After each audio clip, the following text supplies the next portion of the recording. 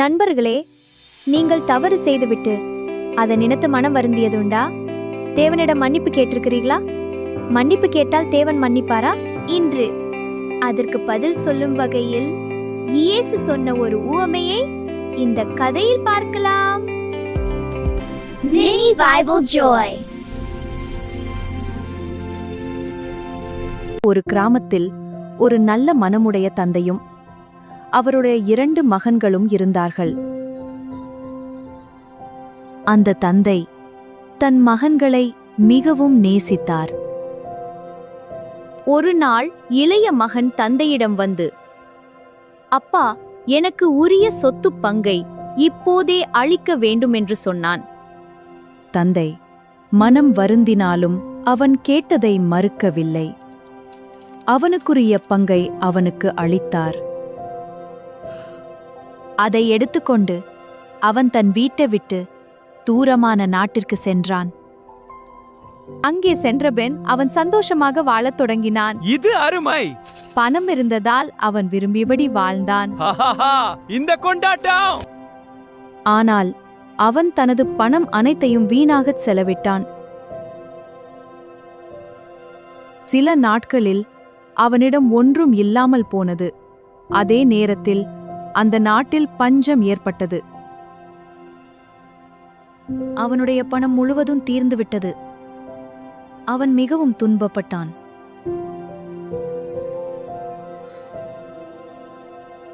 அவன் ஒரு வேலைக்கு சேர்ந்தான். பன்றிகளை மேய்க்கும் வேலை. அவனுக்கு மிகவும் பசியாயிருந்தது. பன்றிகள் சாப்பிடும் உணவையே சாப்பிட நினைத்தான். ஆனால் அதுவும் அவனுக்கு கிடைக்கவில்லை. மிகவும் கஷ்டப்பட்டான்.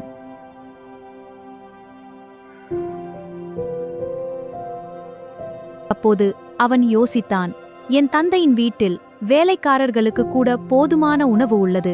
நான் இங்கே உணவு கூட இல்லாமல் கஷ்டப்பட்டு கொண்டிருக்கிறேன். அவன் முடிவு செய்தான், நான் என் தந்தையிடம் திரும்பிச் செல்வேன். உம்முடைய மகனாக இருக்க எனக்கு தகுதி இல்லை. என்னை உம்முடைய வேலைக்காரர்களில் ஒருவராக வைத்துக் கொள்ளுங்கள் என்று சொல்ல நினைத்தான்.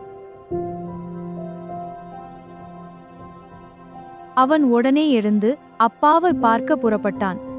அவன் மனதில் பயமும் இருந்தது, ஆனால் நம்பிக்கையும் இருந்தது.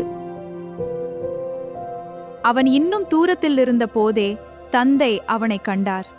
அவர் தினமும் அவனை எதிர்பார்த்து காத்திருந்தார்.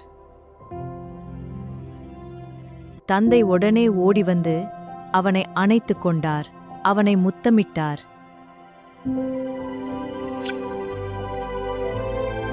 இளைய மகன் சொன்னான், அப்பா, நான் தேவனுக்கும் உங்களுக்கும் எதிராக தவறு செய்தேன். நான் உங்கள் மகன் என்று அழைக்கப்பட தகுதியற்றவன். ஆனால் தந்தை அவனை தண்டிக்கவில்லை. அவர் மகிழ்ந்தார். என் மகன் திரும்பி வந்தான் என்று கூறி பெருமகிழ்ச்சி அடைந்தார். தந்தை வேலைக்காரர்களிடம் சொன்னார், என் மகன் திரும்பி வந்தான். அவனுக்கு நல்ல ஆடைகளை கொண்டு வாருங்கள். அவனுடைய கைக்கு மோதிரம் போடுங்கள், கால்களுக்கு செருப்பும் போடுங்கள். நாம் விருந்து வைத்து மகிழ்ச்சியாக கொண்டாடுவோம். இளைய மகன் காணாமல் போனான். இப்போது மீண்டும் கிடைத்தான். அதனால் அவர்கள் எல்லோரும் சேர்ந்து மகிழ்ச்சியாக கொண்டாட ஆரம்பித்தார்கள். அந்த நேரத்தில் மூத்த மகன் வயலில் வேலை செய்து கொண்டிருந்தான். அவன் வீட்டுக்கு அருகே வந்தபோது இசையும் நடன களிப்பும் கேட்டது. அவன் ஒரு வேலைக்காரனை அழைத்து, இங்கு என்ன நடக்கிறது என்று கேட்டான். வேலைக்காரன் சொன்னான், உமது தம்பி திரும்பி வந்தார். அதனால் அப்பா மகிழ்ச்சியுடன் விருந்து வைத்தார். அதை கேட்டதும் மூத்த மகன் கோபமடைந்தான். அவன் உள்ளே செல்லவே இல்லை.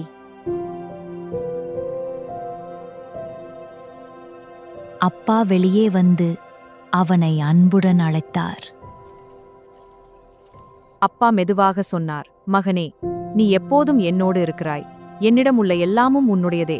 உன் தம்பி காணாமல் போனான், ஆனால் இப்போது திரும்பி வந்தான். அதனால் நாம் மகிழ்ச்சியாக இருக்க வேண்டும் என்று சொன்னார். நண்பர்களே, இந்த கதை நமக்கு என்ன சொல்லுகிறது தெரியுமா? நாம் தவறு செய்தாலும் அவரிடம் திரும்பினால் அவர் நம்மை மன்னித்து அன்புடன் ஏற்றுக்கொள்வார். நாம் எவ்வளவு தூரம் சென்றாலும் தேவன் நம்மை நேசிப்பதை நிறுத்த மாட்டார். நாம் அவரிடம் திரும்பினால் அவர் எப்போதும் நம்மை ஏற்றுக்கொள்வார். நீங்களும் தேவனிடம் திரும்புவீர்களா? எஸ் என்று காமெண்ட் பண்ணுங்க. இன்னும் பைபிள் ஸ்டோரிஸ் பார்க்கணும்னா மினி பைபிள் ஜாயை சப்ஸ்கிரைப் பண்ணுங்க.